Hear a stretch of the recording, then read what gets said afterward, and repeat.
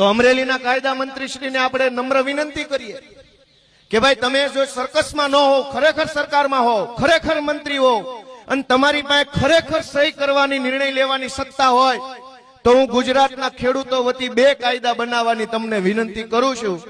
ફેબ્રુઆરીની અંદર બજેટ સત્ર આવવાનું છે.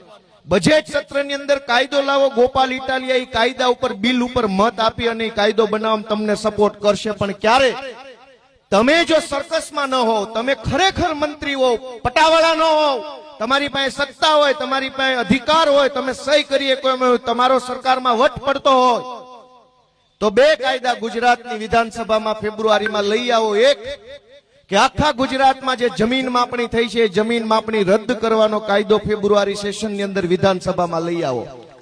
એમાં હું મત આપીશ ભાજપની સરકારને, જાહેરમાં કહું છું હું મત આપીશ ધારાસભ્ય તરીકે.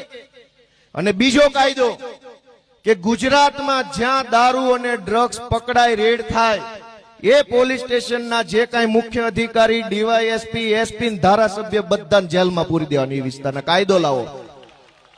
જે વિસ્તારમાં દારૂ પકડાય, ડ્રગ્સ પકડાય, એ વિસ્તારના પોલીસ અધિકારી, જિલ્લા પંચાયત સભ્ય, તાલુકા પંચાયત સભ્ય, ધારાસભ્ય બધાને જેલમાં પૂરવાનો કાયદો ફેબ્રુઆરીમાં લઈ આવો. ગોપાલ ઇટાલિયા કાયદા ઉપર મત આપવા તૈયાર છે. દોસ્તો, આ બે કાયદા લાવવા જોઈએ કે નહીં?